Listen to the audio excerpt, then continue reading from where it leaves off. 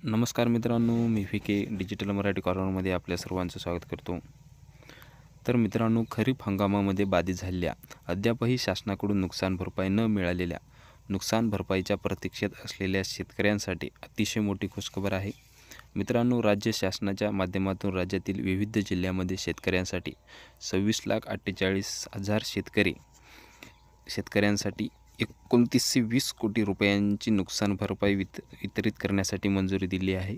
आणि या संदर्भातील एक महत्त्वाचा GR आज निर्गमित करण्यात आलेला आहे. ते GR आज आपण पाहणार आहोत मित्रांनो, या GRच्या माध्यमातून कोणकोणत्या जिल्ह्यासाठी ही नुकसान भरपाई मंजूर केलेली आहे व कोणकोणत्या जिल्ह्यामध्ये किती शेतकरी पात्र आहेत हे आपण या GRमध्ये पाहणार आहोत. राज्यामध्ये जून ते ऑक्टोबर 2024 मुख्यतः ऑगस्ट सप्टेंबर या महिन्यामध्ये विविध जिल्ह्यात अतिवृष्टी पूरग्रस्तामुळे शेती पिकाचे झालेल्या नुकसानीसाठी नुकसानग्रस्तांना निधी वितरण करण्यासाठी मदतीचा हा GR आहे मित्रांनो. यामध्ये आपण पाहू शकता 2920 कोटी 50 लाख रुपये एवढी नुकसान भरपाई वितरित करण्यासाठी मंजुरी देण्यात आली आहे. तर यामध्ये मित्रांनो, आता कोणकोणते जिल्हे आहेत आणि कोणत्या जिल्ह्यामध्ये किती शेतकरी पात्र आहेत व किती निधी वितरण करण्यात आलेला आहे ते आपण सविस्तर पाहणार आहोत. तर मित्रांनो, हा आहे GR. सप्टेंबर 2024च्या GRनुसार ही रक्कम मंजूर करण्यात आलेली आहे मित्रांनो. तर या रक्कम टोटल निधी किती आहे? 2920 कोटी 50 लाख रुपये एवढा हा निधी मंजूर करण्यात आलेला आहे. तर यामध्ये आता सविस्तर आपण कोणकोणते जिल्हे आहेत महाराष्ट्रामधले ते पूर्ण पाहणार आहोत. तत्पूर्वी चॅनलवर नवीन असाल तर चॅनलला सबस्क्राईब करायला विसरू नका. तर मित्रांनो, या ठिकाणी विभागाप्रमाणे जिल्हे लिहिलेले आहेत. छत्रपती संभाजीनगर विभाग, जालना जिल्हा, यामध्ये शेतकरी पात्र आहेत 28,02,538. तर यांच्यासाठी 412 कोटी 30 लाख रुपयांचा निधी आहे. हिंगोली जिल्ह्यासाठी 29,06,779 शेतकरी पात्र आहेत.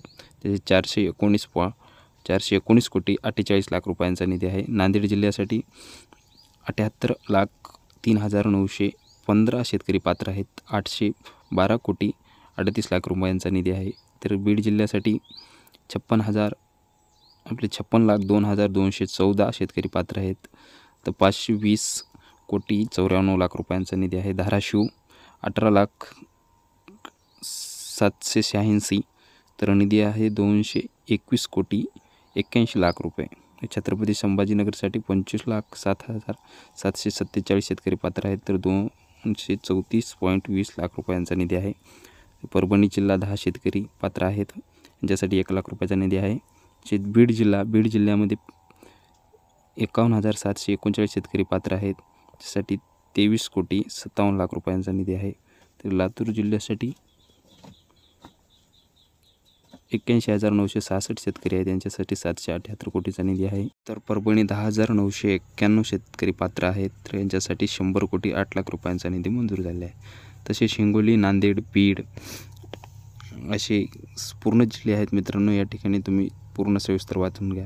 यामध्ये एकूण विभाग आयुक्त छत्रपती संभाजीनगर असे पूर्ण विभागामध्ये जिल्हे दिलेले आहेत. तर खाली हा नागपूर विभाग आहे.